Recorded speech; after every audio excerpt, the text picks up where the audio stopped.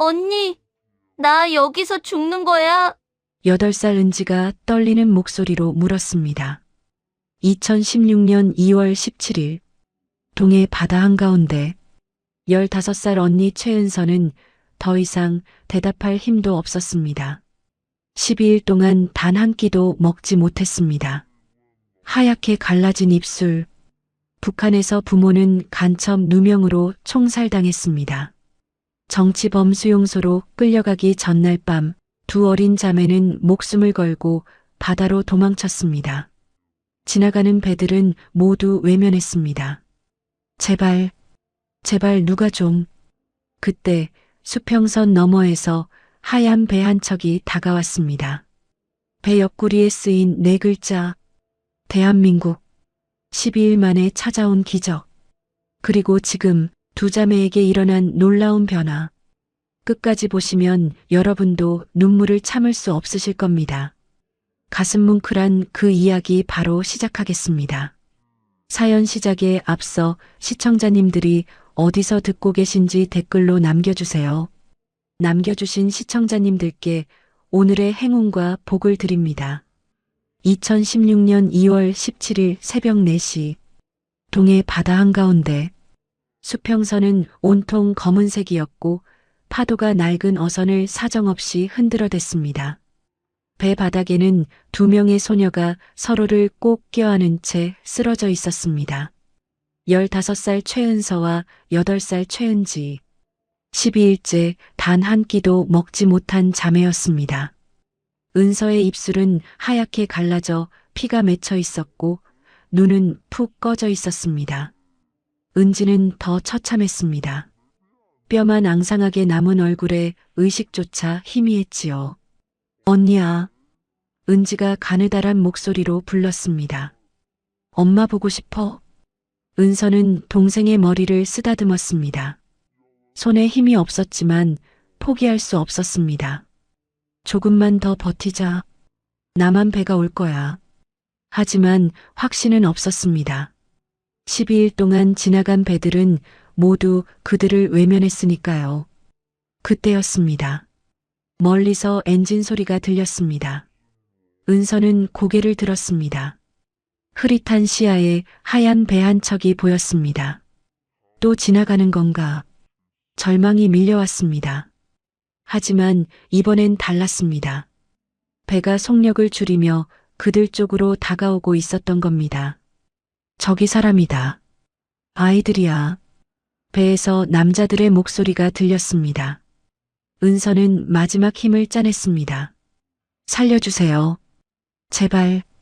목소리는 거의 들리지 않았지만 간절함은 전해졌습니다. 한국 어선의 선장 김태수는 망원경으로 그들을 확인하고는 얼굴이 굳어졌습니다. 세상에, 저렇게 어린애들이. 그는 즉시 구조를 명령했습니다. 배를 대. 빨리. 어선이 가까이 다가왔고 선원들이 뛰어내렸습니다. 은서는 그들의 얼굴을 보았습니다. 남한 사람들이었습니다. 옷이 깨끗했고 얼굴이 건강했습니다. 북한에서는 볼 수 없는 모습이었지요. 살았구나. 그 생각이 들자마자 은서는 의식을 잃었습니다.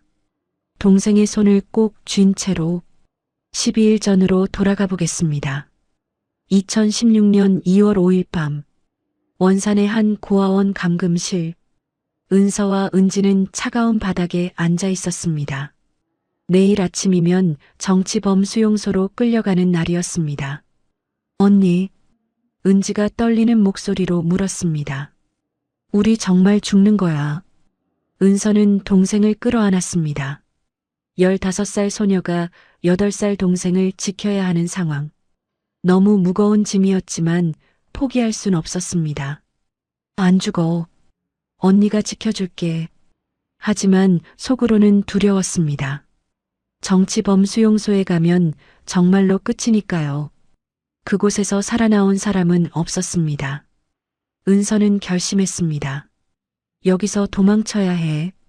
바다로 나가면 남한까지 갈 수 있을지도 몰라. 미친 생각이었습니다. 15살 소녀가 8살 동생을 데리고 바다로 도망친다니. 하지만 여기 남으면 100% 죽습니다. 도망치면 살 가능성이 조금이라도 있지 않을까요? 은지야. 은서가 동생의 눈을 똑바로 봤습니다. 지금 여기서 도망갈 거야. 배 타고 남한으로. 은지의 눈이 커졌습니다. 남한? 응. 거기 가면 밥도 많고 학교도 가고 엄마 아빠처럼 죽지 않아도 돼. 정말? 은서는 고개를 끄덕였습니다. 근데 힘들 거야. 엄청 힘들 거야. 괜찮아. 언니랑 같이 갈래. 은지가 언니 손을 잡았습니다. 그 순간 은서는 눈물이 날 뻔했습니다. 8살짜리가 이런 걸 선택해야 한다니. 하지만 울 시간이 없었습니다. 새벽 3시 감시원이 잠든 틈을 타 은서는 감금실 문이 낡은 경첩을 녹슨 못으로 빼냈습니다. 아버지가 선박 정비공이었기에 어릴 적 본 기억이 도움이 됐습니다. 문이 열렸습니다. 가자. 은지야. 조용히. 두 자매는 복도를 지나 뒷문으로 빠져나갔습니다. 밖은 칠흑 같은 어둠이었습니다. 영하 15도의 추위가 뼈를 파고들었지만 멈출 수 없었습니다. 원산항까지 5km 뛰어야 했습니다. 은서는 은지의 손을 잡고 어둠 속을 달렸습니다. 뒤에서 고함 소리가 들렸습니다. 도망쳤다. 저 반동 새끼들 잡아. 들켰습니다. 더 빨리. 은지야. 은지는 숨이 차서 비틀거렸지만 언니 손을 놓지 않았습니다. 항구가 보였습니다. 어선들이 정박해 있었고 경비는 느슨했습니다. 이 시간에 누가 배를 훔치러 오겠습니까? 은서는 아버지가 일하던 곳을 기억해냈습니다. 저기, 저 작은 배, 낡은 목선이었습니다. 5톤짜리 작은 어선. 타. 빨리. 은지를 먼저 태우고 은서가 밧줄을 풀었습니다. 그리고 조타실로 들어가 시동을 걸려 했습니다. 손이 떨렸습니다. 아버지한테 본 적은 있지만 직접 해본 적은 없었거든요. 제발, 제발 걸려줘. 드르르. 엔진이 떨리더니 시동이 걸렸습니다. 됐다. 배가 천천히 부두를 떠나기 시작했습니다. 그때 항구 쪽에서 불빛이 보였습니다. 경비대였습니다. 저기다. 배가 나간다. 총소리가 울렸습니다. 탕탕탕. 은지가 비명을 질렀습니다. 은서는 스로틀을 끝까지 밀었습니다. 배가 속력을 냈습니다. 총알이 물 위를 튀었지만 이미 사거리를 벗어나고 있었습니다. 원산항의 불빛이 점점 작아졌습니다. 그리고 사방이 온통 어둠뿐인 바다 한가운데 두 자매만 남았습니다. 언니, 은지가 떨리는 목소리로 물었습니다. 우리 어디로 가는 거야? 은서는 동쪽을 가리켰습니다. 저쪽? 해 뜨는 쪽으로 가면 나만이 있어. 얼마나 가야 해? 모르겠어. 근데 가야 해. 여기 있으면 죽으니까. 2016년 2월 6일 새벽 4시 두 자매의 12일간 표류가 시작됐습니다. 배 안에는 아무것도 없었습니다. 먹을 것도 마실 물도 없었습니다. 그물 몇 개와 밧줄 녹슨 칼 하나가 전부였지요. 은지가 배 구석에 쭈그려 앉아 있었습니다. 언니, 배고파. 은서는 가슴이 미어졌습니다. 8살짜리가 무슨 죄가 있을까요? 조금만 참아. 나중에 고기 잡아줄게. 하지만 은서도 물고기 잡는 법을 몰랐습니다. 수산물 가공 공장에서 일했지만 그건 죽은 생선을 손질하는 일이었거든요. 해가 떠올랐습니다. 동해 바다가 온통 푸른색으로 물들었지요. 아름다웠지만 무서웠습니다. 사방이 바다뿐이었으니까요. 육지는 보이지 않았습니다. 은서는 생각했습니다. 우리 살 수 있을까? 이야기는 2년 전으로 거슬러 올라갑니다. 2014년 가을, 당시 은서는 13살, 은지는 6살이었습니다. 아버지 최병수는 원산항에서 선박 정비공으로 일했고 어머니는 의료소에서 간호사로 일했습니다. 평범한 가정이었지요. 은서야, 오늘 학교는 어땠어? 아버지가 물으셨습니다. 좋았어요. 선생님이 칭찬해줬어요. 그래, 우리 딸 똑똑하네. 아버지는 늘 자상하셨습니다. 은서를 안아주시고 은지도 무릎에 앉혀주셨지요. 저녁에는 가족이 함께 옥수수죽을 먹었습니다. 배급이 제대로 안 나와서 먹을 게 많지 않았지만 함께 있으면 행복했습니다. 하지만 그 행복은 오래가지 못했습니다. 2014년 9월 어느 날 밤, 아버지가 심각한 얼굴로 집에 오셨습니다. 여보, 큰일 났어요. 아버지가 어머니에게 속삭이셨습니다. 은서는 방문 틈으로 엿들었습니다. 한서구 지도원이 밀수를 하고 있어요. 중국 배랑 거래하는 걸 봤어요. 그래서 그 배 정비하라는데 거부했어요. 아버지는 고든 분이었습니다. 불의를 참지 못하셨지요. 당신, 그럼 위험해요. 괜찮아요. 내가 잘못한 게 아니니까. 하지만 괜찮지 않았습니다. 북한에서 권력자에게 거역하면 어떻게 되는지 아버지는 몰랐던 걸까요? 아니, 알았을 겁니다. 그래도 굽힐 수 없었던 거지요. 2014년 10월 15일, 보이부 사람들이 집에 들이닥쳤습니다. 최병수를 체포한다. 남조선 간첩 혐의다. 아버지가 끌려가셨습니다. 은서와 은지는 울부짖었지만 소용없었습니다. 일주일 후 공개 처형장. 원산 시민들이 강제로 동원됐고 은서도 어머니 손을 잡고 그 자리에 서야 했습니다. 은지는 너무 어리다고 이웃집에 맡겼지요. 반역자 최병수는 국가 전복을 획책한 죄로 총살에 처한다. 판결문이 낭독되자마자 총소리가 울렸습니다. 탕! 아버지의 몸이 앞으로 꺾이며 쓰러졌습니다. 은서는 비명을 지르려 했지만 어머니가 입을 막았습니다. 소리내면 안 돼. 내가 살아야 해. 어머니의 손이 떨리고 있었습니다. 그게 아버지를 본 마지막이었습니다. 어머니는 아버지를 구하려 했습니다. 탄원서를 썼고 보위부에 찾아가 사정했습니다. 하지만 그것이 오히려 죄가 됐습니다. 반역자를 두둔한다는 것이었지요. 2014년 11월, 어머니도 공개 처형됐습니다. 은서는 이번에도 그 자리에 있어야 했습니다. 은지도 함께 끌려왔습니다. 엄마, 은지가 울부짖었습니다. 은서는 동생을 끌어안고 눈을 가렸습니다. 보지 마. 총소리가 울렸습니다. 어머니가 쓰러지는 소리가 들렸습니다. 은서는 동생을 더 꽉 안았습니다. 이제 우리뿐이야. 내가 널 지켜줄게. 13살 소녀의 다짐이었습니다. 부모를 잃은 자매는 고아원으로 보내졌습니다. 반동분자의 새끼들이라는 낙인이 찍혔지요. 고아원에서의 생활은 지옥이었습니다. 가장 적은 배급, 가장 힘든 노역, 가장 많은 구타. 은서는 12살부터 수산물 가공 공장으로 보내졌습니다. 하루 12시간씩 생선을 손질하고 그물을 수리하는 일이었습니다. 손이 터지고 피가 났지만 쉴 수 없었습니다. 일 안 하면 매를 맞았으니까요. 은지는 고아원에 남아 있었습니다. 언니가 퇴근하면 달려와 안겼지요.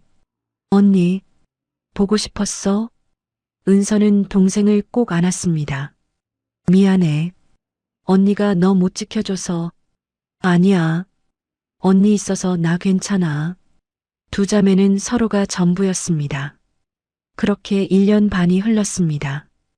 2016년 1월 어느 밤, 은서는 야간 작업을 마치고 고아원으로 돌아가고 있었습니다. 항구를 지나가는데 이상한 소리가 들렸습니다. 사람 목소리와 중국말이 섞여 있었습니다. 뭐지? 은서는 조심스럽게 다가갔습니다. 어둠 속에서 한서구 지도원이 중국인들과 무언가를 거래하고 있었습니다. 상자들이 오가고 있었지요. 고급 술병과 전자제품이 보였습니다. 밀수구나. 은서는 숨을 죽였습니다. 하지만 발밑에 돌멩이를 밟고 말았습니다. 삐걱. 한서구의 고개가 돌아갔습니다. 눈이 마주쳤습니다. 거기 누구야? 은서는 도망쳤습니다. 뒤에서 발소리가 쫓아왔지만 은서는 어둠 속으로 사라졌습니다. 사흘 후 보이부 사람들이 고아원에 나타났습니다. 최은서, 최은지 나와. 심장이 철렁 내려앉았습니다. 들켰구나. 한서구가 서 있었습니다. 그 뱀 같은 눈으로 은서를 내려다보며 웃고 있었습니다. 최은서, 내 아비처럼 되고 싶었나 보구나. 너희 남조선 간첩과 내통한 증거가 있다. 요덕으로 보낸다. 요덕? 그 이름을 듣는 순간 모든 것이 끝났다는 걸 알았습니다. 정치범수용소. 들어가면 살아나올 수 없는 곳. 은지가 언니 옷을 붙잡고 울었습니다. 언니, 무서워. 은서는 동생을 꼭 안았습니다. 괜찮아. 언니가 있잖아. 하지만 괜찮지 않았습니다. 이틀 후면 호송이었습니다. 그때 은서는 결심했습니다. 도망쳐야 해. 여기서 죽을 순 없어. 첫째 날 밤이 왔습니다. 2월 6일. 동해의 밤바다는 상상 이상으로 추웠습니다.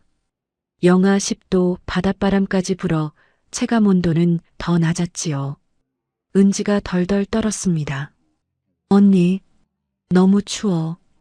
은서는 자신이 입던 외투를 벗어 동생에게 입혔습니다. 이거 입어. 언니는. 난 괜찮아. 거짓말이었습니다. 춥지 않을 리 없었지요. 하지만 은지가 더 어리니까 동생을 먼저 챙겨야 했습니다. 두 자매는 서로를 껴안고 배 한 구석에 웅크렸습니다. 밤하늘에는 별이 총총했지만 아름다움을 느낄 여유가 없었습니다. 살아남아야 했으니까요. 둘째 날 아침, 해가 떠올랐지만 상황은 나아지지 않았습니다. 배고픔이 시작됐습니다. 언니, 배고파. 은지가 배를 움켜잡았습니다. 은서도 배가 고팠지만 어쩔 수 없었습니다. 조금만 참자. 고기 잡아줄게. 은서는 배에 있던 그물을 펼쳤습니다. 공장에서 그물 수리 일을 했으니 다룰 줄은 알았지요. 하지만 고기를 잡는 법은 몰랐습니다. 그물을 바다에 던지고 기다렸습니다. 1시간, 2시간. 끌어올려 보니 텅 비어 있었습니다. 왜 안 잡히지? 계속 시도했지만 결과는 같았습니다. 물고기가 있는 곳을 찾아가야 하는데 그런 지식이 없었던 겁니다. 해가 저물었습니다. 이틀째 밤, 갈증이 시작됐습니다. 하루 종일 물 한 모금 못 마셨으니까요. 언니, 목말라. 나도. 바닷물은 마실 수 없었습니다. 마시면 오히려 탈수가 심해지죠. 은서는 하늘을 올려다봤습니다. 제발 비라도 와라. 하지만 하늘은 맑았습니다. 셋째 날, 상황이 더 나빠졌습니다. 아침에 은지가 일어나지 못했습니다. 언니, 어지러워. 몸을 못 가누겠어. 탈수 증세가 시작된 겁니다. 은서는 다급해졌습니다. 물을 구해야 해. 어떻게든. 새벽 이슬을 모으기로 했습니다. 밤을 새워 기다렸다가 동이 트기 전 배 위에 맺힌 이슬을 옷으로 닦아냈습니다. 옷이 축축해졌습니다. 그걸 짜서 은지 입에 대고 몇 방울 떨어뜨렸습니다. 삼켜. 은지가 삼켰습니다. 턱없이 부족했지만 안 하는 것보단 나았습니다. 언니도 마셔. 난 괜찮아. 내가 먼저. 아니야. 언니도 마셔야 해. 결국 남은 물을 반으로 나눴습니다. 한 방울, 두 방울이 전부였지만 그게 그날의 수분 공급이었습니다. 넷째 날, 폭풍이 왔습니다. 오후부터 하늘이 검게 변하더니 바람이 거세게 불기 시작했습니다. 파도가 높아졌습니다. 1미터, 2미터, 3미터. 작은 목선이 파도에 휩쓸려 크게 흔들렸습니다. 은지야, 잡아. 뭐든 잡아. 은서가 소리쳤습니다. 은지는 난간을 붙잡았지만 파도가 너무 거셌습니다. 철서? 파도가 배를 덮쳤습니다. 바닷물이 쏟아져 들어왔습니다. 언니, 은지가 비명을 질렀습니다. 은서는 밧줄을 가져와 은지의 허리를 묶었습니다. 공장에서 배운 매듭 기술이 도움이 됐습니다. 이제 파도에 휩쓸려도 배에서 떨어지지 않을 겁니다. 자신의 허리도 묶었습니다. 버티자. 무조건 버텨. 폭풍은 밤새 계속됐습니다. 파도가 쉴 새 없이 덮쳤고 두 자매는 배 바닥에 엎드린 채 견뎠습니다. 몇 번이나 죽는 줄 알았습니다. 하지만 밧줄이 그들을 지켜줬습니다. 새벽이 되자 폭풍이 잦아들었습니다. 살았구나. 은서는 안도의 한숨을 쉬었습니다. 하지만 대가가 있었습니다. 배 안에 물이 가득 차 있었고 있던 물건들 대부분이 휩쓸려 나갔습니다. 그물도 밧줄 일부도 사라졌습니다. 5째 날, 은서는 기적을 만들었습니다. 폭풍 후 하늘에서 비가 조금 내렸거든요. 은서는 남은 1000조각을 펼쳐 빗물을 받았습니다. 많지는 않았지만 손바닥 2움큼 정도 모았습니다. 은지야, 마셔. 천을 짜서 은지 입에 대고 물을 짜냈습니다. 은지가 삼켰습니다. 생명수였습니다. 언니도, 은서도 마셨습니다. 목구멍으로 물이 넘어가는 느낌, 살아있다는 느낌이었습니다. 6째 날, 배가 지나갔습니다. 화물선이었습니다. 2km쯤 떨어진 곳에서 지나가고 있었지요. 은서는 벌떡 일어나 두 팔을 흔들었습니다. 여기요. 여기 사람 있어요. 은지도 일어나 손을 흔들었습니다. 하지만 화물선은 방향을 바꾸지 않았습니다. 그냥 직진했습니다. 우리 못 봤나? 아니면 봤는데 모른 척하는 건가? 화물선은 점점 멀어지더니 수평선 너머로 사라졌습니다. 은서는 주저앉았습니다. 왜 안 와? 절망이 밀려왔습니다. 하지만 포기할 순 없었습니다. 은지가 있었으니까요. 7째 날, 환각이 시작됐습니다. 은지가 허공을 보며 말했습니다. 언니, 저기 엄마 있어. 은서는 그쪽을 봤습니다. 아무것도 없었습니다. 은지야, 아무것도 없어. 환각이야. 아니야.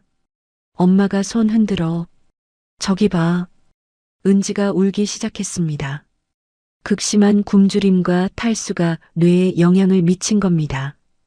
은서는 은지를 끌어안았습니다. 엄마는 안 왔어. 우리만 있어. 정신 차려. 하지만 은지는 계속 헛소리를 했습니다.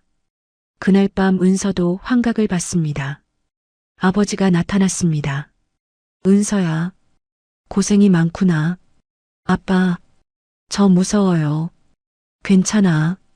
내가 잘하고 있어. 은지를 지켜라. 약속했잖아. 네, 약속했어요. 아버지가 사라졌습니다. 환각인 줄 알면서도 눈물이 났습니다. 8째 날, 은서는 마지막 시도를 했습니다. 배에 남아있던 낚시줄에 녹슨 갈고리를 달았습니다. 미끼가 없었습니다. 은서는 손가락 끝을 칼로 살짝 그었습니다. 피가 조금 나왔습니다. 그걸 갈고리에 묻혀 바다에 던졌습니다. 2시간을 기다렸습니다. 뭔가 잡아당기는 느낌이 들었습니다. 은서는 줄을 잡아당겼습니다. 작은 물고기 한 마리가 올라왔습니다. 손바닥만 한 크기였지만 기적이었습니다. 은지야. 은지를 깨웠습니다. 먹어. 생선이야. 은지가 힘없이 눈을 떴습니다. 은서는 칼로 물고기 살을 발라냈습니다. 날 것이었지만 상관없었습니다. 먹어. 천천히. 은지가 삼켰습니다. 비린내가 났지만 일주일 만에 먹는 음식이었습니다. 언니도. 난 괜찮아. 내가 다 먹어. 아니야. 반반. 결국 반씩 나눠 먹었습니다. 손톱만 한 크기였지만 그게 그들을 하루 더 버티게 했습니다. 9째 날, 또 배가 지나갔습니다. 이번엔 어선이었습니다. 일본 어선 같았습니다. 은서는 다시 손을 흔들었습니다. 도와주세요. 제발. 어선이 속력을 줄였습니다. 봤어. 우릴 봤어. 희망이 솟구쳤습니다. 선원이 나와서 그들을 쳐다봤습니다. 하지만 손을 흔들더니 다시 들어갔습니다. 어선이 방향을 바꿔 멀어졌습니다. 안 돼. 가지 마요. 제발. 하지만 어선은 사라졌습니다. 은서는 무릎을 꿇었습니다. 왜 아무도 안 도와줘? 탈북자라는 걸 알았을 겁니다. 북한 배니까 관여하기 싫었던 거죠. 은서는 하늘을 올려다봤습니다. 제발 도와주세요. 대답은 없었습니다. 10째 날, 2월 15일, 은서는 더 이상 일어설 힘이 없었습니다. 손가락 하나 까딱하는 것도 힘들었지요. 열흘 동안 물고기 한 마리와 빗물 몇 모금, 이슬 몇 방울이 전부였습니다. 사람 몸이 버틸 수 있는 한계를 넘어서고 있었습니다. 은지는 더 심각했습니다. 의식이 오락가락했습니다. 눈은 떠 있지만 초점이 없었고 말도 거의 하지 못했습니다. 뼈만 앙상하게 남은 얼굴에 입술은 하얗게 갈라져 있었습니다. 은지야.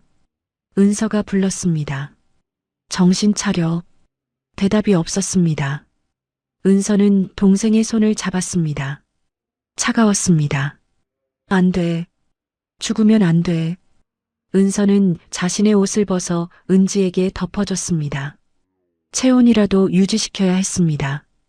그때 은지가 희미하게 눈을 떴습니다. 언니. 응. 나 여기. 엄마 보고 싶어. 은서는 눈물이 났습니다. 나도 보고 싶어. 근데 지금은 안 돼. 우리 살아야 해. 왜 살아야 해? 이렇게 힘든데. 은서는 대답할 수 없었습니다. 왜 살아야 하는지 자신도 확신이 없었거든요. 하지만 포기할 순 없었다. 엄마 아빠가 우리 살라고 했잖아. 나만 가서 행복하게 살라고. 그러려면 지금 버텨야 해. 은지가 힘없이 고개를 끄덕였습니다. 알았어. 버틸게. 두 자매는 손을 잡은 채 배 바닥에 누웠습니다. 하늘에는 구름이 떠 있었고 바다는 잔잔했습니다. 평화로운 풍경이었지만 그들에게는 죽음의 풍경이었습니다. 은서는 생각했습니다. 지금까지 잘 버텼어. 열흘이나 버텼잖아. 조금만 더 버티면 누가 올지도 몰라. 그 희망 하나로 눈을 감았습니다. 그날 밤 은서는 꿈을 꿨습니다. 어머니가 나타났습니다. 은서야. 엄마. 잘 견뎌냈구나. 고생 많았어. 엄마. 저 힘들어요. 알아. 다 알아. 근데 포기하면 안 돼. 왜요? 남한에 가야 하잖아. 거기 가면 좋은 사람들 만날 수 있어. 너희를 사랑해줄 사람들. 정말이요? 응. 그러니까 조금만 더 버텨. 거의 다 왔어. 어머니가 손을 뻗어 은서의 머리를 쓰다듬었습니다. 따뜻했습니다. 하지만 그 온기가 사라지면서 어머니도 사라졌습니다. 은서는 눈을 떴습니다. 새벽이었습니다. 꿈이었구나. 하지만 이상하게 힘이 났습니다. 조금 더 버텨보자. 10일째 날, 2월 16일, 수평선에 뭔가 보였습니다. 희미한 선이었습니다. 육지일까? 은서는 눈을 비볐습니다. 시력이 많이 떨어져서 잘 보이지 않았습니다. 하지만 분명히 뭔가 있었습니다. 은지야. 은서가 동생을 흔들었습니다. 저기 봐. 육지 같아. 은지가 힘겹게 고개를 들었습니다. 정말, 응. 조금만 더 가면 될 것 같아. 하지만 배는 움직이지 않았습니다. 연료가 진작에 떨어졌거든요. 그냥 조류에 떠밀려 표류하는 중이었습니다. 은서는 남은 천 조각을 밧줄에 묶어 깃발을 만들었습니다. 배 위에 세웠습니다. 똑바로 서지는 않았지만 그래도 멀리서 보이지 않을까요? 마지막 희망이었습니다. 해가 저물었습니다. 11일째 날 밤, 은서는 은지를 끌어안고 있었습니다. 둘 다 체온이 떨어져 있었습니다. 추웠지만 서로를 껴안으면 조금 나았습니다. 은지야. 응. 내일이면 구조될 것 같아. 정말. 응. 나만 배가 올 거야. 반드시. 은지가 작은 목소리로 물었습니다. 언니, 나만 가면 뭐 하고 싶어? 은서는 생각했습니다.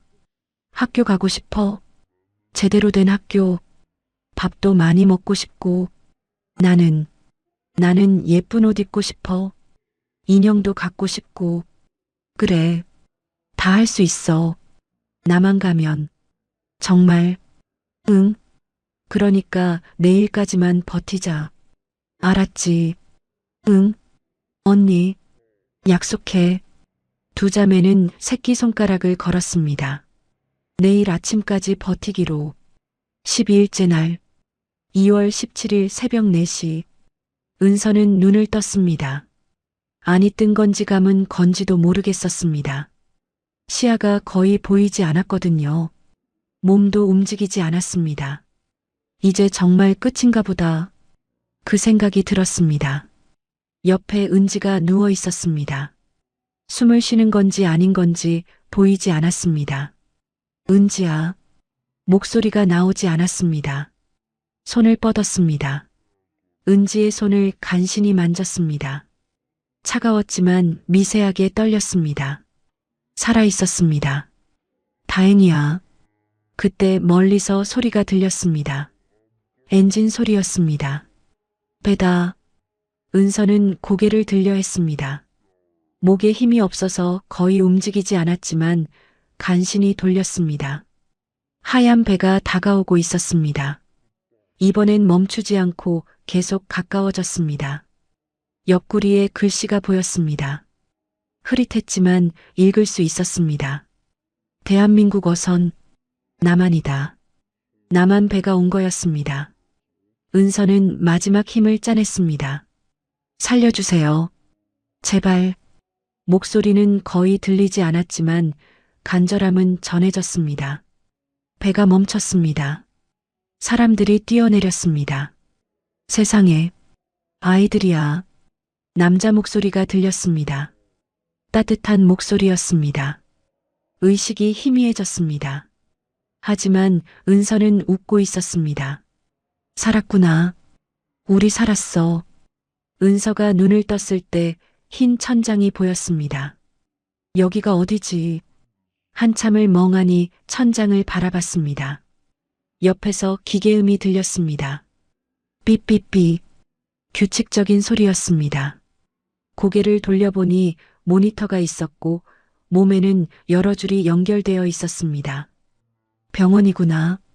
그때 기억이 밀려왔습니다. 바다배 12일 구조. 살았구나. 그 생각이 들자마자 다른 생각이 번개처럼 스쳤습니다. 은지. 은서는 벌떡 일어나려 했습니다. 하지만 몸이 움직이지 않았습니다. 은지는요? 동생은요? 목소리가 병실에 울렸습니다. 문이 열리더니 간호사가 들어왔습니다. 어머, 깨어나셨어요. 동생? 제 동생은요? 살았어요. 간호사가 미소 지었습니다. 살았어요. 옆 병실에 있어요. 그 말을 듣는 순간 눈물이 왈칵 쏟아졌습니다. 12일 동안 참았던 것들이 전부 터져 나왔습니다. 감사합니다. 정말 감사합니다. 은서는 한참을 울었습니다.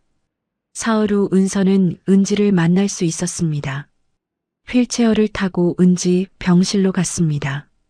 문을 열자 은지가 침대에 누워 있었습니다. 많이 야윈 얼굴이었지만 눈은 떠 있었고 숨을 쉬고 있었습니다. 언니, 은지가 은서를 보자마자 울었습니다. 은서도 울었습니다. 휠체어를 밀고 침대 옆으로 가서 은지 손을 잡았습니다. 따뜻했습니다. 살았구나. 응. 언니도. 우리 살았어. 한참을 손을 잡고 울었습니다. 그때 담당 의사가 들어왔습니다. 아이들, 몸은 좀 어때? 괜찮아요. 의사 선생님 덕분에 살았어요. 의사가 온화하게 웃었습니다. 대단한 아이들이야. 12일을 버텼다니. 보통 사람은 일주일도 못 버텨. 하루만 더 늦었으면 위험했을 거야. 은서는 물었습니다. 저희를 구해주신 분들은요? 김태수 선장님이라고 하시던데. 어선 선장님이야. 지금 밖에 계셔. 만나볼래? 네. 꼭요. 잠시 후 문이 열리고 50대 남자가 들어왔습니다. 환하게 웃는 얼굴이었습니다. 애들아, 깨어났구나. 김태수 선장이었습니다. 은서와 은지는 고개를 숙였습니다. 감사합니다. 살려주셔서. 김태수가 손을 저었습니다. 아니야. 당연한 걸 했을 뿐이야. 사실 처음엔 그냥 지나가려고 했어. 북한 배 같아서. 근데 깃발이 보이더라고. 가까이 가봤더니 애들이 있는 거야. 그것도 이렇게 어린. 그냥 갈 수가 없더라. 은서는 다시 고개를 숙였습니다.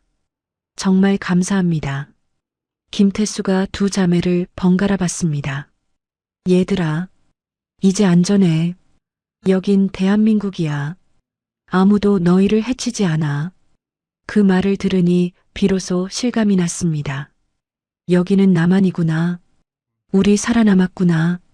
며칠 후 통일부 직원들이 찾아왔습니다. 은서와 은지의 상황을 듣고 정착 지원을 약속했습니다. 하나원에서 교육받고 집도 마련해 줄 거예요. 걱정 마세요. 하지만 은서는 불안했습니다. 우리 같은 애들을 누가 원하겠어요. 부모도 없고 북한에서 온 애들인데. 그때 김태수가 말했습니다. 내가 키울게. 뭐? 나랑 내 아내. 자식이 없거든. 얘들 보니까 우리 딸 같더라고. 입양하고 싶어? 은서는 놀라서 김태수를 봤습니다. 정말요? 진짜로? 응. 우리 부부 상의했어. 너희 같은 애들 키우고 싶다고. 그게 우리한테 주어진 운명인 것 같아. 은지가 물었습니다. 저희를 정말 키워주실 거예요? 그럼 우리 딸로. 은지가 울기 시작했습니다. 감사합니다. 정말 감사합니다. 은서도 울었습니다.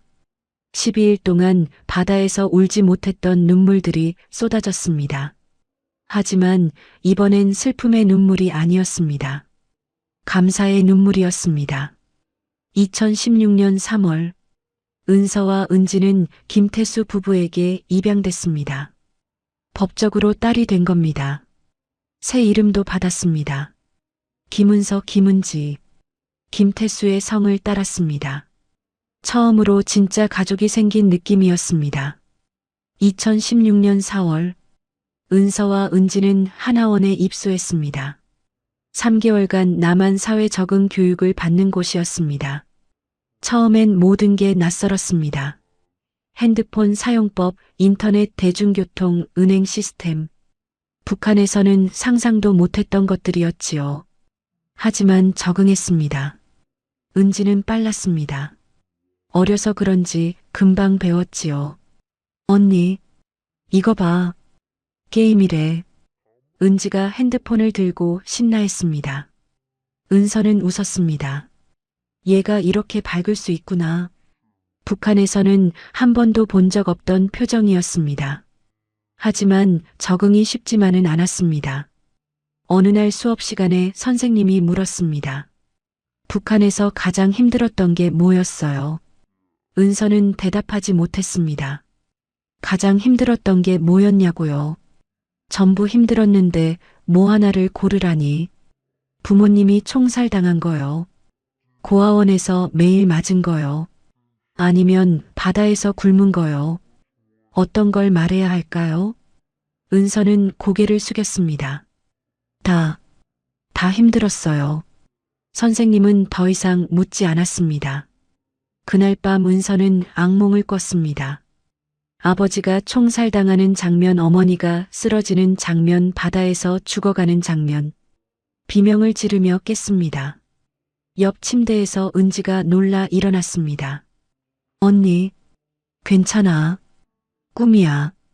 은서는 식은땀을 흘리고 있었습니다. 미안. 깨웠지. 괜찮아. 나도 가끔 꿈꿔. 두 자매는 서로를 껴안고 다시 잠들었습니다. 하나원 생활 중 가장 힘들었던 건 다른 탈북민들과의 관계였습니다. 대부분 어른들이었고 혼자 온 사람들이었습니다. 은서와 은지처럼 어린 자매가 함께 온 경우는 드물었지요. 어떻게 둘이서 바다를 건넜어? 한 아주머니가 물었습니다. 배 타고 표류했어요. 12일 동안. 12일이나. 먹을 건 없었어요. 그냥 버텼어요. 아주머니가 한숨을 쉬었습니다. 대단하다. 나는 브로커 통해서 왔는데도 죽는 줄 알았거든. 너희는 진짜 기적이야.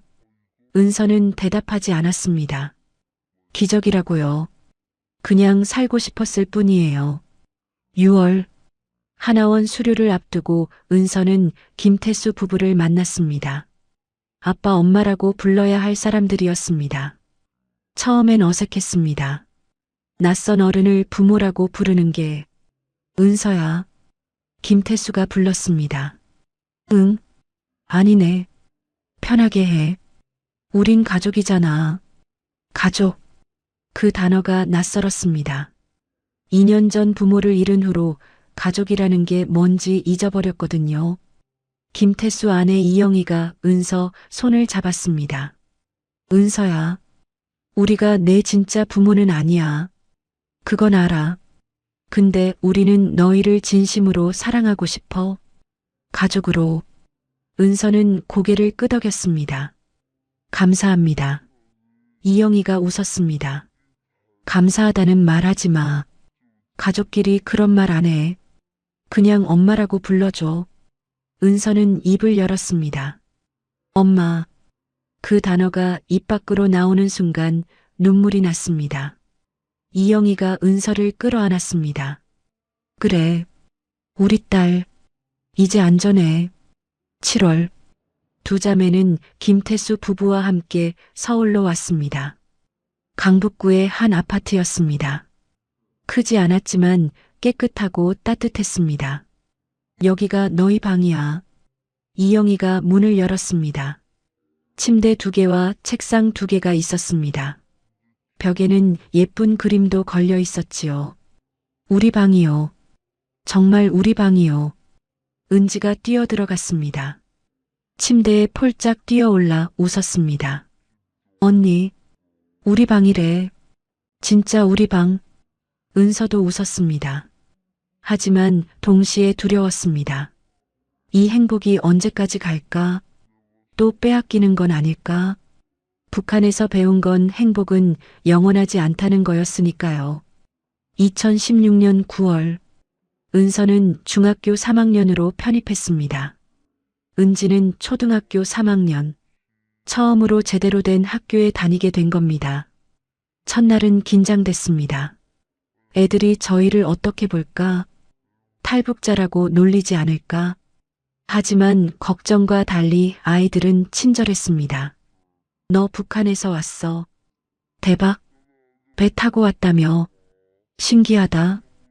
호기심 어린 눈빛이었지 차별이 아니었습니다. 은서는 조금씩 마음을 열었습니다. 하지만 쉽지 않았습니다. 수업을 따라가기 힘들었거든요. 북한에서 배운 것과 남한에서 배우는 게 너무 달랐습니다. 특히 영어와 수학. 북한에서는 제대로 배우지 못했던 과목들이었습니다. 은서는 밤늦게까지 공부했습니다. 따라가야 했습니다. 뒤처지면 안 됐습니다.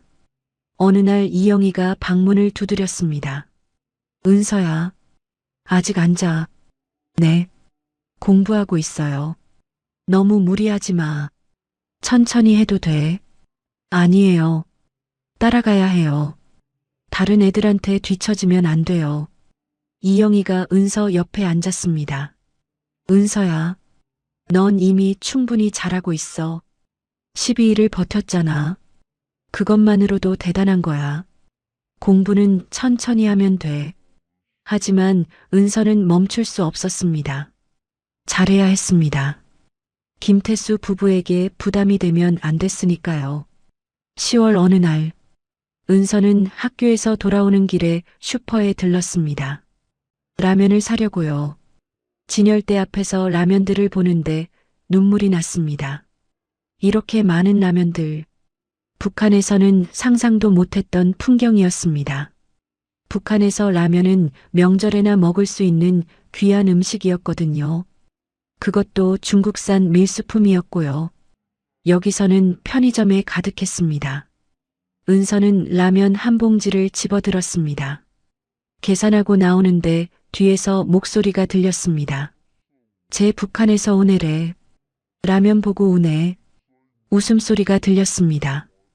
은서는 고개를 숙이고 빨리 걸었습니다. 집에 도착해서 방문을 잠그고 울었습니다. 창피했습니다. 왜 나는 이런 것들에 놀라야 할까? 왜 나는 북한에서 태어났을까? 그날 밤 김태수가 은서를 불렀습니다. 은서야, 나 좀 보자. 은서는 거실로 나갔습니다. 김태수와 이영희가 소파에 앉아 있었습니다. 앉아. 은서가 앉았습니다. 긴장됐습니다. 뭔가 잘못한 걸까? 은서야. 김태수가 입을 열었습니다. 오늘 슈퍼에서 있었던 일 들었어. 은서는 고개를 숙였습니다. 죄송해요. 창피하게 해서. 뭐가 창피해? 김태수의 목소리는 단호했습니다. 넌 아무 잘못도 안 했어. 라면 보고 감동받은 게 뭐가 잘못이야. 오히려 그게 정상이야. 근데 애들은 몰라서 그래. 북한이 어떤지 12일 동안 굶는 게 어떤 건지 모르니까. 하지만 넌 알잖아. 그게 내 잘못이 아니라는 거. 은서는 눈물이 났습니다. 이영희가 은서를 끌어안았습니다. 은서야, 우리는 내가 자랑스러워. 북한에서 탈출한 것도 동생 지킨 것도 여기 와서 적응하려고 노력하는 것도 다 대단한 거야. 그러니까 고개 들어. 넌 당당해도 돼. 은서는 그날 밤 많이 울었습니다. 하지만 이번엔 상처받아서가 아니었습니다. 이해받아서였습니다. 누군가 자신을 이해해준다는 게 이렇게 따뜻한 거였구나. 2017년 봄, 은서는 고등학교 1학년이 됐습니다. 은지는 초등학교 4학년. 남한에서의 생활도 1년이 넘었습니다. 많이 적응했습니다. 친구들도 생겼고 학교 생활도 안정됐습니다. 하지만 여전히 악몽은 계속됐습니다. 바다에서의 기억 부모님이 총살당하는 장면. 잊을 수가 없었습니다. 어느 날 밤 은서는 또 비명을 지르며 깼습니다. 이영희가 달려왔습니다. 은서야, 괜찮아. 또 꿈 꿨어. 은서는 떨고 있었습니다. 이영희가 은서를 안았습니다. 괜찮아. 다 지나간 일이야. 근데 자꾸 생각나요. 잊을 수가 없어요. 당연해. 그런 일을 겪었는데 어떻게 쉽게 잊겠어. 근데 시간이 지나면 나아질 거야. 천천히. 정말이요. 그럼 엄마도 처음엔 힘든 일들이 있었어. 다 겪으면서 살아가는 거야. 은서는 이영희를 꼭 안았습니다. 엄마, 응, 우리 딸. 그 순간 은서는 깨달았습니다. 이영희를 진짜 엄마처럼 느끼고 있다는 걸. 처음엔 낯설었지만 이제는 편안했습니다. 김태수도 마찬가지였습니다. 아빠라고 부르는 게 자연스러웠습니다. 5월 어느 주말, 가족 4명이 함께 놀이공원에 갔습니다. 은지가 처음이라며 신나했습니다. 언니, 저거 타자. 놀이기구, 롤러코스터를 타고 회전목마도 타고 솜사탕도 먹었습니다.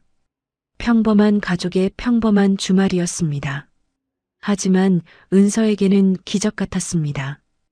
2년 전만 해도 바다에서 죽어가고 있었는데 지금은 놀이공원에서 웃고 있으니까요. 아빠, 은서가 김태수를 불렀습니다. 응, 감사해요. 우리 키워주셔서. 김태수가 웃었습니다. 무슨 소리야? 우리가 더 감사하지. 너희 덕분에 우리도 행복해. 정말요. 그럼 우리 인생에 너희가 온 게 축복이야. 은서는 눈물이 날 뻔했습니다. 참았습니다.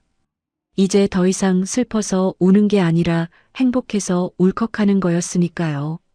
저녁에 집으로 돌아오는 길, 차 안에서 은지가 잠들었습니다. 은서도 조는데 앞자리에서 김태수와 이영희가 대화하는 소리가 들렸습니다. 여보, 애들 정말 많이 밝아진 것 같아. 그러게. 처음 만났을 때랑 완전 다르지. 은서 표정이 특히 많이 좋아졌어. 그래도 아직 힘든 것 같아. 악몽도 꾸고. 당연하지. 그런 일을 겪었는데. 천천히 나아질 거야. 우리가 옆에 있잖아. 그래. 평생 곁에 있어줄 거야. 은서는 그 대화를 들으며 생각했습니다. 엄마 아빠. 진짜 엄마 아빠를 만났구나. 6월. 은서는 학교에서 발표 수업이 있었습니다. 주제는 자유내가 극복한 어려움. 은서는 고민했습니다. 뭘 이야기할까? 탈북 이야기를 할까? 아니면 다른 걸 할까? 고민 끝에 결정했습니다. 솔직하게 말하기로. 발표 날, 은서는 교단에 섰습니다. 떨렸지만 용기를 냈습니다. 저는 북한에서 왔습니다. 2년 전에 동생과 함께 배를 타고 탈출했습니다. 12일 동안 아무것도 먹지 못했습니다. 여러 번 죽을 뻔했습니다. 하지만 포기하지 않았습니다. 동생이 있었으니까요. 그리고 남한에 오면 새 삶을 살 수 있을 거라고 믿었으니까요. 지금 여기 있는 게 기적입니다. 여러분에게는 당연한 것들 반물 따뜻한 집 학교 가족. 저에게는 전부 기적입니다. 매일 감사합니다. 살아있다는 것에. 발표를 마치자 교실이 조용해졌습니다. 그리고 박수가 터져 나왔습니다. 친구들이 일어나 박수를 쳤습니다. 은서는 눈물이 났습니다. 이해받는다는 느낌이었습니다. 수업이 끝나고 친구들이 다가왔습니다. 은서야, 진짜 대단하다. 나 같았으면 못 버텼을 것 같아. 동생 지킨 거 정말 멋있어. 은서는 웃었습니다. 고마워. 그날 집에 돌아와 이영희에게 말했습니다. 엄마, 오늘 학교에서 발표했어요. 탈북 이야기. 그래. 어땠어? 괜찮았어요. 애들이 이해해줬어요. 다행이다. 이제 좀 편해졌어요. 숨기지 않아도 되니까. 이영희가 은서를 안았습니다. 그래. 숨기지 마. 내 이야기야. 당당해도 돼. 2019년 현재. 은서는 19세가 됐습니다. 고등학교 3학년이고 대학 입시를 준비하고 있습니다. 은지는 13세 중학교 1학년입니다. 남한에서의 생활도 3년이 넘었습니다. 이제는 완전히 적응했습니다. 친구들도 많고 학교 생활도 즐겁습니다. 물론 여전히 가끔 악몽을 꿉니다. 바다에서의 기억은 평생 따라다닐 겁니다. 하지만 이제는 그 기억이 두렵지만은 않습니다. 살아남았다는 증거니까요. 4월 어느 주말, 가족 4명이 함께 속초에 갔습니다. 3년 전 구조됐던 바다를 보러요. 해변에 섰습니다. 동해 바다가 눈앞에 펼쳐졌습니다. 푸른 바다 하얀 파도, 3년 전과 똑같았습니다. 하지만 느낌은 완전히 달랐습니다. 언니, 은지가 물었습니다. 무서워.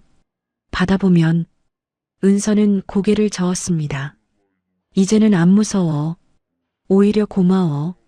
왜? 여기 덕분에 우리 살았잖아. 여기서 아빠 엄마 만났고. 은지가 웃었습니다. 맞다. 두 자매는 파도를 바라봤습니다. 김태수가 다가왔습니다. 무슨 생각해? 은서가 대답했습니다. 3년 전 생각해요. 여기서 죽을 뻔했는데 지금은 이렇게 행복하다고.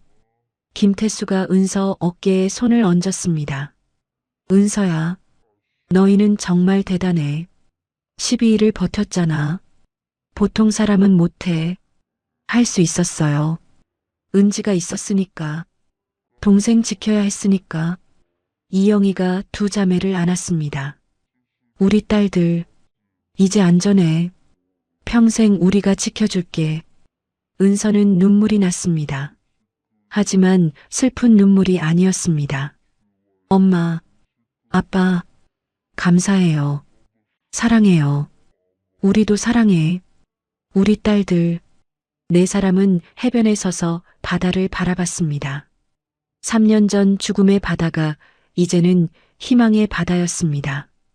그날 저녁 집으로 돌아오는 차 안에서 은지가 물었습니다. 언니, 나중에 뭐 하고 싶어? 은서는 생각했습니다. 나는 말이야. 탈북자들 돕고 싶어. 나처럼 힘든 사람들. 어떻게? 상담사가 될 거야.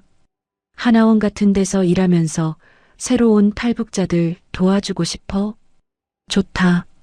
나는 뭐? 간호사. 왜?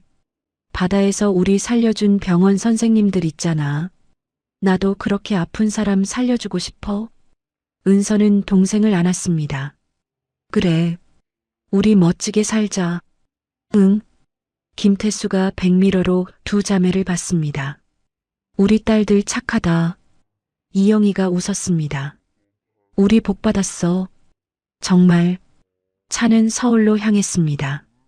집으로 돌아가는 길이었습니다. 따뜻한 집 사랑하는 가족이 있는 곳으로. 2025년 12월 현재. 은서는 24세입니다. 대학을 졸업하고 하나원에서 상담사로 일하고 있습니다. 새로 들어오는 탈북민들을 돕는 일이지요. 은지는 18세 고등학교 3학년입니다. 간호대학 진학을 준비하고 있습니다. 두 자매는 여전히 김태수 이영희 부부와 함께 살고 있습니다. 진짜 가족처럼요. 지난주에 있었던 일입니다. 하나원에 새로운 탈북민이 들어왔습니다. 20대 초반 여성이었는데 바다를 건너왔다고 했습니다. 은서가 상담을 맡았습니다. 힘드셨죠? 여자가 고개를 끄덕였습니다. 7일 동안 배에 있었어요. 아무것도 못 먹었고요. 은서가 손을 잡았습니다. 저도 그랬어요. 12일 동안. 정말요? 응. 15살 때 동생이랑 같이. 여자의 눈이 커졌습니다. 그럼 살 수 있는 거예요. 저도. 은서가 웃었습니다. 살 수 있어요. 저 봐요. 이렇게 잘 살고 있잖아요. 좋은 가족도 생겼고 일도 하고 있고. 여자가 울기 시작했습니다. 감사합니다. 희망이 생겼어요. 은서는 여자를 안았습니다. 괜찮아요. 이제 안전해요. 여기는 대한민국이에요. 그날 저녁 집에 돌아와서 은서는 가족들에게 이야기했습니다. 오늘 새로 온 탈북자 상담했어요.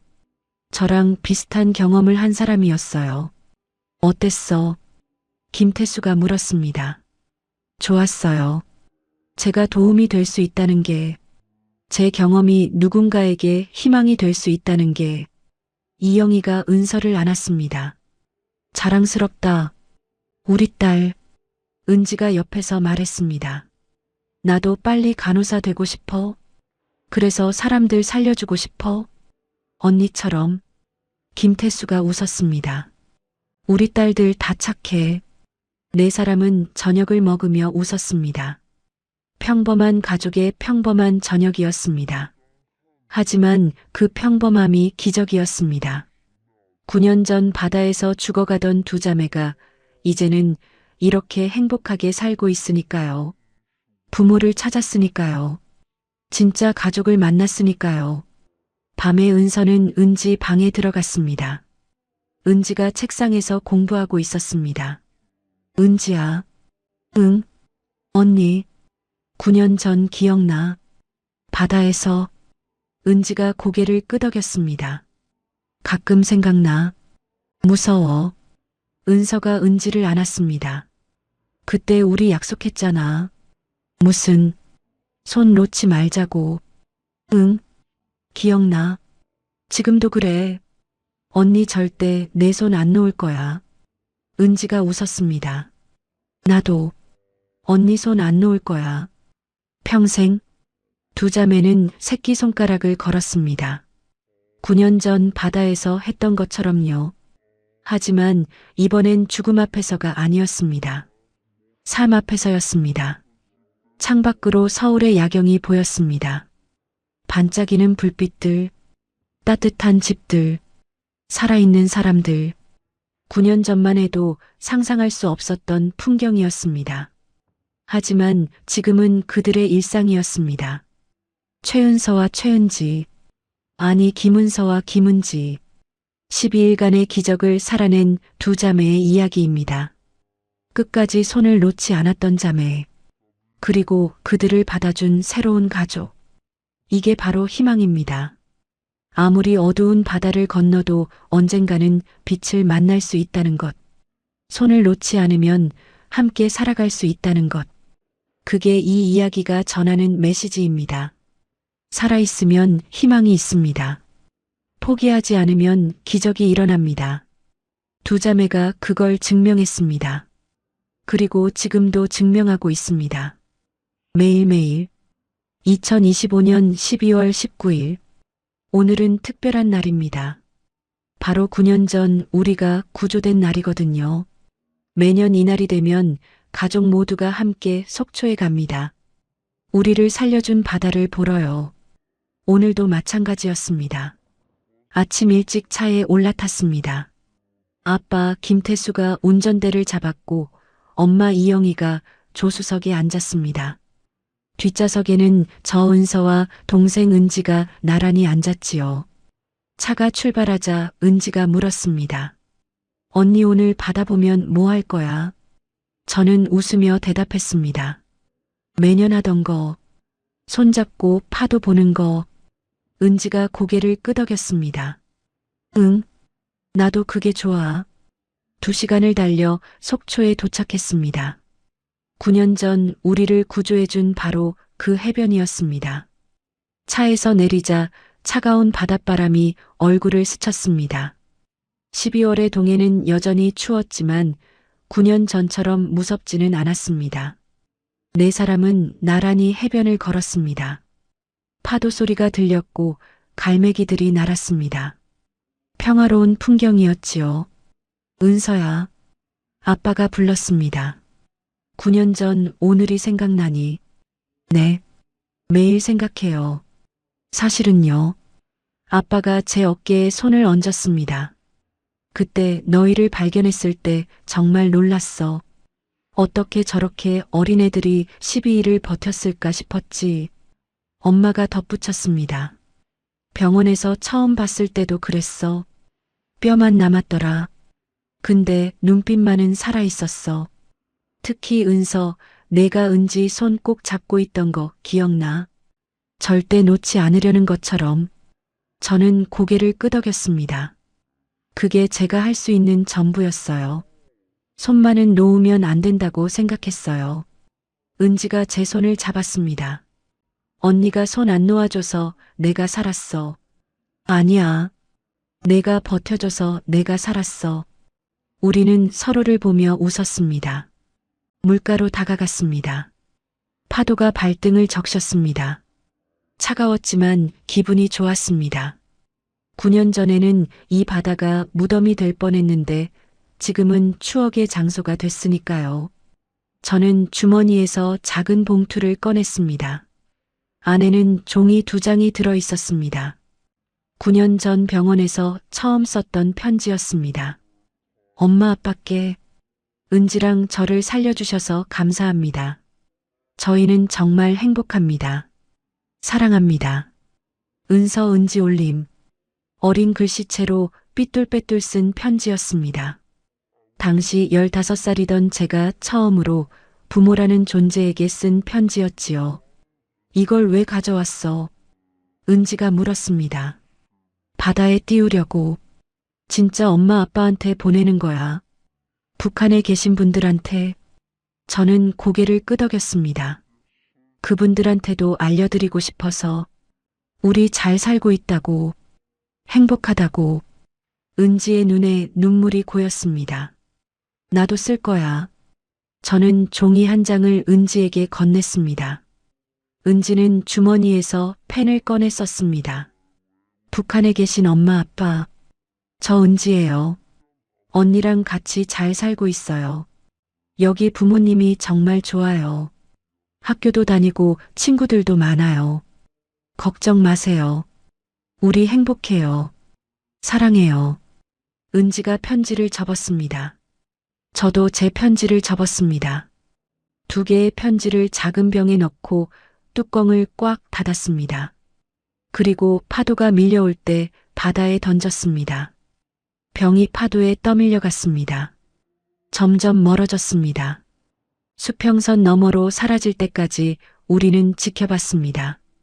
잘 가. 은지가 속삭였습니다.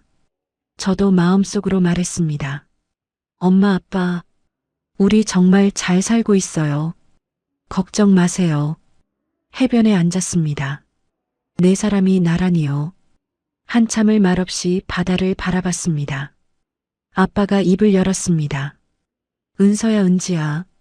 응. 너희한테 고마워. 왜요? 우리 인생에 와줘서. 너희 덕분에 우리도 부모가 됐어.